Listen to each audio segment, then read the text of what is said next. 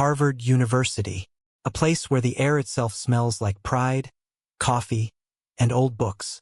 On this bright autumn morning, the campus buzzed with excitement.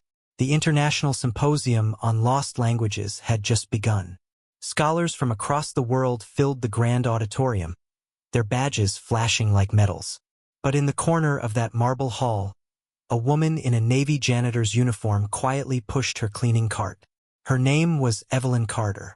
20 years of sweeping other people's footsteps, and not once had she dared to sit in one of those velvet seats. Behind her trailed a girl, thin, soft-spoken, her dark curls tucked under a worn hoodie.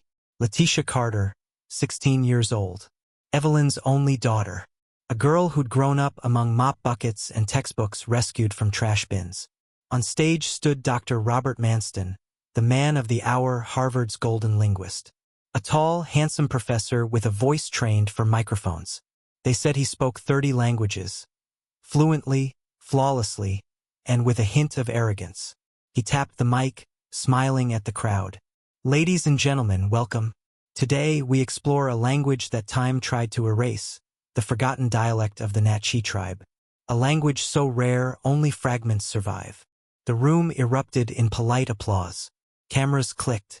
Letitia watched from the side wall, holding her mother's bucket. Her eyes, though quiet, burned with something fierce, recognition. She knew those words. She'd studied them at night in secret, copying fragments from the university archives when her mother cleaned the linguistics wing. While the scholars listened to Manston's theories, Letitia heard mistakes. Small ones.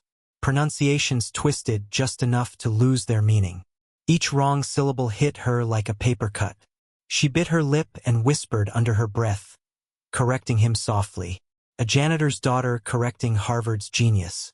Unthinkable. Later, during the coffee break, the room filled with chatter and self-importance. Dr. Manston stood surrounded by journalists, basking in their admiration. Evelyn hurried to wipe the podium before the next session. "Careful with the microphone, ma'am," he said curtly. "That equipment costs more than your—" He stopped himself, but the smirk said what the words didn't. Evelyn lowered her head. Letitia clenched her fists. She wanted to shout, to tell him that knowledge doesn't belong to men like him. But she said nothing. Not yet. That night, in the quiet of the janitor's storage room, moonlight spilled through dusty windows. Evelyn folded mops while Letitia sat cross-legged on the floor, surrounded by old dictionaries and printouts. "Baby, you've been at that for hours. You need rest," Evelyn said gently. Letitia didn't look up. "Mom, did you know he said nate ki? That's wrong. It's nache. It means the ones who endure." Evelyn smiled tiredly. "You correctin' Harvard professors now?" Letitia's voice was steady. "Only the ones who think they own knowledge." What Dr. Manston didn't know was that this janitor's daughter had pieced together the Natchez dialect from scraps, chants, museum tags, missionary letters. She wasn't a scholar on paper, but she was a scholar in spirit. And tomorrow, fate would make sure Harvard found out. The next morning, the crowd returned, expectant. Dr. Manston strutted on stage for his live reconstruction, a dramatic recitation of a Natchez blessing. "I dedicate this to the lost children of the Natchez," he said grandly, and began to chant. Words rolled from his tongue, elegant, hollow, wrong. The audience nodded, pretending to understand. Then, from the back of the hall, a soft voice rose, clear, melodic, and heartbreakingly correct. It was Letitia. "Excuse me, sir," she said, respectful but firm. "You said the spirits return to the ground. It actually means the ground remembers the spirits." A stunned silence fell. Dozens of heads turned. Dr. Manston blinked. "And who might you be, young lady?" he asked. "Letitia Carter, sir. My mom works here. I just wanted to help." A wave of whispers spread. The janitor's daughter. The nerve. In that moment, the room divided. Half curious, half cruel. Dr. Manston forced a laugh. "Well, Miss Carter, I suppose even the help has opinions these days." Polite laughter rippled through the crowd. But one woman on the front row didn't laugh. Professor Helen Carver, an older scholar with sharp eyes and a quiet soul. She'd heard the correction, and she knew it was right. Later, in the back hallway, Letitia followed her mother out of the hall, tears burning behind her eyes. "You shouldn't have said anything, baby," Evelyn whispered. "People like him don't listen to people like us." Letitia's voice broke. "But Mama, he was wrong." Evelyn sighed. "I know. But the world don't care who's right, only who's important." Letitia said nothing. She just pressed her palm against the cold marble wall, as if she could feel the voices of all those forgotten words trapped inside.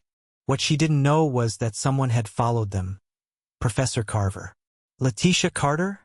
she said softly. Letitia turned, startled. "I heard what you said. You were right. Where did you learn that?" "Just reading. Listening," Letitia replied. "My mom cleans the language labs. I copy the old notes." Carver's eyes widened. "You taught yourself?" Letitia nodded shyly. Carver smiled, the kind of smile that carries both sorrow and hope. "I'm hosting a roundtable session tomorrow. Would you join me? We could use your voice." Letitia froze. "She's just a kid, ma'am," Evelyn stammered. "She ain't." "She's exactly what this conference needs," Carver interrupted gently. That night, Letitia couldn't sleep. The invitation replayed in her mind. She sat by the window of their small apartment, watching the city lights flicker like uncertain stars. Her mother dozed on the couch, exhausted. On the table sat Letitia's notes, hundreds of pages of a language no one cared about anymore. "They said, the ground remembers the spirits," she whispered. Maybe the spirits remember us too." The next morning, the roundtable session began. A smaller room this time, but full of real scholars. Dr. Manston sat in the corner, half amused, half annoyed. Professor Carver introduced her guest. "Today we'll hear from a young woman whose insight challenges everything we assumed about Nat Chi syntax." Letitia stepped to the front, nervous hands trembling. She began to speak. Not from notes, but from memory, heart, and reverence. "The Nat Chi didn't believe language was just sound," she said softly. "They believed every word carried the breath of ancestors. To speak it wrong was to disturb their rest." A hush swept over the room. She recited a short prayer, one that Manston had mangled the day before. Her version was fluid, sacred, haunting. Even Manston couldn't look away. By the time she finished, the air itself felt different, like the ancestors had truly walked among them. Silence turned to applause. Not the polite kind, the kind that comes from awe. Dr. Manston forced a smile, clapping slowly. "Impressive. Perhaps you'd like to trade your mop for a research grant." It was meant to sting, but this time no one laughed. Professor Carver rose, her voice calm and firm. "No, doctor. I believe the university will offer her a scholarship instead." Gasps filled the room. Applause erupted. Evelyn Carter covered her mouth, tears spilling freely.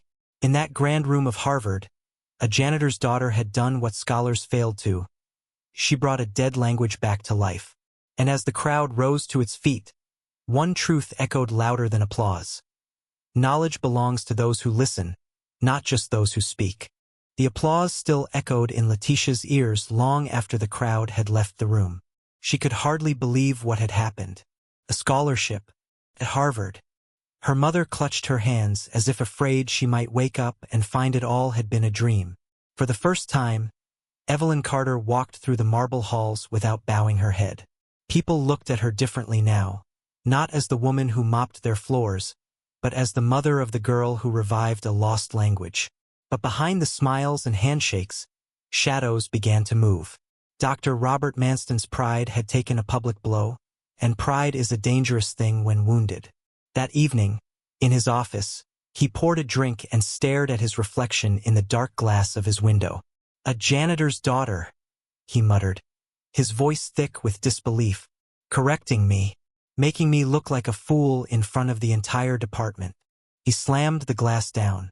"This will not stand." The next morning, Letitia woke up early, full of joy and nerves. She slipped on her mother's old sweater and walked through Harvard Yard, breathing in the crisp morning air. She imagined herself sitting in classrooms instead of cleaning them.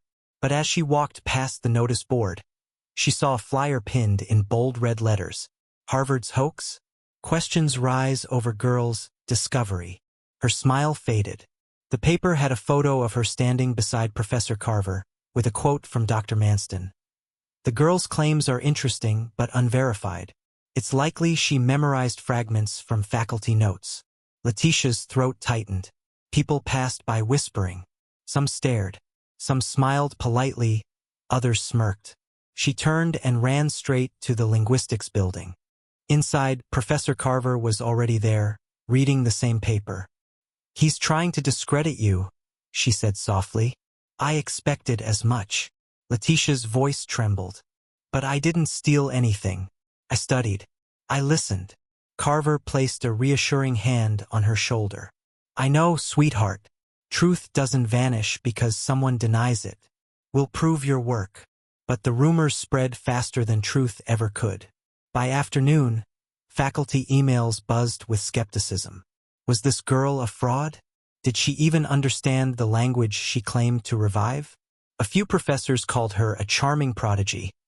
Others whispered, "A lucky maid's kid with good timing." Evelyn felt the shift first. The same professors who had smiled at her yesterday now avoided her eyes. The cafeteria workers stopped chatting when she walked in. Even the security guard, once friendly, seemed colder. "They think we don't belong here," Evelyn whispered to her daughter that night. "You embarrassed a man who doesn't like to lose." Letitia stayed silent, staring at the stack of papers on the kitchen table. She had written out entire translations, cross-references, phonetic analyses. Her notes were meticulous, undeniable. "Then I'll show them," she said quietly. "I'll show them I didn't steal anything." The next day, Professor Carver arranged a live verification panel, a test. 5 scholars, including Dr. Manston himself, would question Letitia in front of an audience. Cameras would roll.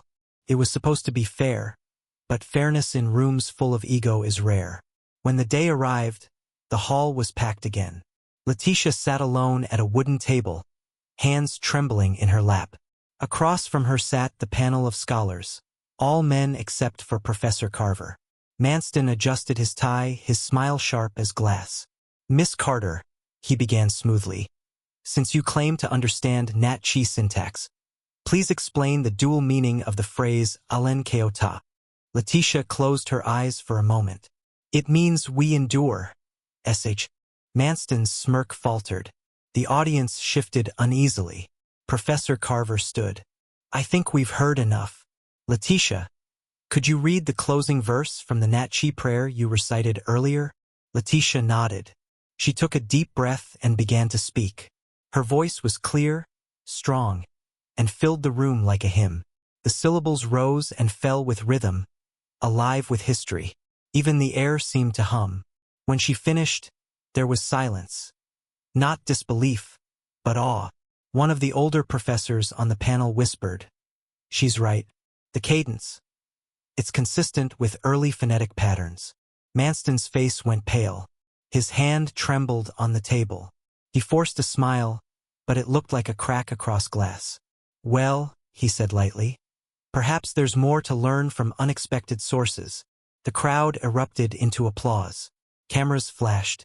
Professor Carver embraced Letitia, whispering, "You did it." But Letitia didn't smile. She looked over the sea of faces, some cheering, some calculating. She could feel it. This wasn't the end. It was the beginning of a storm. That night, as rain pattered against their apartment windows, Evelyn turned off the TV where reporters replayed her daughter's victory. "They love you now," she said quietly, "but they'll look for ways to tear you down." Letitia stared out at the city lights, her reflection flickering in the glass. "Then I'll give them something they can't destroy," she whispered. Truth. Somewhere on campus, Dr. Manston sat in his office watching the same news broadcast. The reporter called Letitia, the young genius who humbled Harvard. He shut off the TV, his jaw tight. "You think this is over?" he said under his breath. "We'll see who remembers what." And while the rain washed the city clean, The world outside began to choose sides, between power and truth, arrogance and courage, a name and a legacy. Weeks passed, and the story of Letitia Carter spread beyond Harvard's walls. Newspapers called her the prodigy from the janitor's quarters. Talk shows debated her authenticity, podcasts praised her defiance, and the internet turned her face into a symbol of hope and controversy all at once.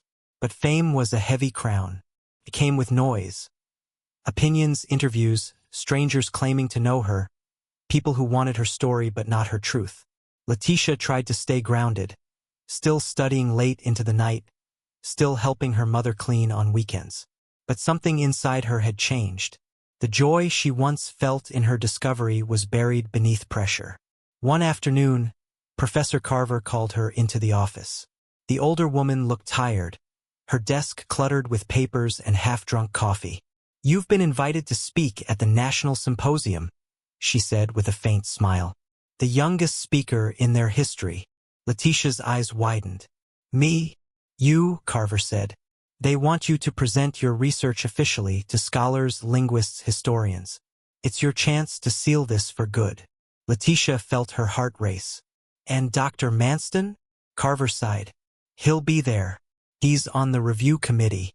But this time he doesn't hold the stage, you do." The days leading up to the symposium blurred together. Letitia rehearsed endlessly, rewriting her notes, checking her translations, whispering every word like a prayer. Evelyn watched from the doorway each night, pride and worry mixing in her eyes. "You've done enough," she'd say softly. But Letitia only smiled. "Not yet, Mama. Just one more time." When the day arrived, the conference hall in Washington, D.C., gleamed under chandelier light. Rows of scholars filled the seats, faces of prestige, skepticism, and curiosity. Letitia stood backstage in a simple navy dress, clutching her worn notebook. Through the curtains, she saw Dr. Manston shaking hands with other professors. He looked calm, collected, the same way he did before every attack, polite, composed, and cold. Professor Carver placed a hand on Letitia's shoulder. "Remember," she said, "you're not here to prove them wrong. You're here to tell the truth."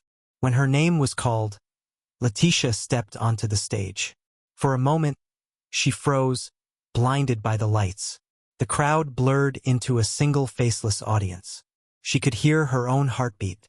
Then she looked down at the first line in her notebook, a line written in her mother's handwriting years ago. "Don't forget where you come from." Her voice found its rhythm. She spoke about the Natchez language, how its structure mirrored the way its people saw the world. She explained how sound could carry meaning beyond translation, how the word for home also meant the place the wind returns. Her voice grew steadier, the audience leaning in, drawn not just by her knowledge but by her conviction. Then she did something unexpected. She closed her notebook. "I didn't learn this in a classroom," she said softly. "I learned it while scrubbing the floors of this university. I learned it because I was tired of silence. Because people like me, like my mother, are told to clean history, not write it." A quiet ripple moved through the room. Evelyn sat in the back row, tears in her eyes. Letitia continued. "Dr. Manston once asked how I could know what I know. I'll tell you, I listened. Not to books, but to the echoes this country tries to forget." She began to chant again in Natchez. The sound filled the hall like wind through the trees. It wasn't just a recitation, it was alive. When she finished, there was a long, trembling silence. And then applause. Started slow, then grew thunderous. People rose to their feet. Some had tears in their eyes, others simply nodded, humbled. Professor Carver clapped until her palms turned red. Evelyn sobbed openly, whispering, "That's my baby." Dr. Manston stayed seated for a long moment, his jaw tight, his face pale. Finally, he stood not to leave but to clap. Slow, reluctant, but real. For the first time, he looked at Letitia not as a rival, but as someone he could never surpass. Later, when the hall emptied and reporters rushed for interviews, Letitia slipped out a side door into the cool evening air. The city hummed softly around her. She found her mother sitting on the steps outside, hands folded in her lap. Evelyn looked up and smiled. "You did it." Letitia sat beside her. "No, Mama. We did it." They watched the traffic lights flicker red and gold, the sounds of laughter echoing from the distant street. Evelyn reached over and squeezed her daughter's hand. "You know," she said, "your voice reminded me of your grandmother tonight. She used to hum songs in a language nobody understood anymore. Maybe it wasn't lost after all." Letitia leaned her head on her mother's shoulder. "Languages don't die, Mama," she whispered. "They just wait for someone to listen." A breeze swept through the street, soft and cool, carrying with it the faintest hum, like an echo of that ancient chant, rising and fading with the night. And somewhere, in the heart of Harvard's old library, among dust and forgotten pages, the Natchez words Letitia had revived seemed to whisper back.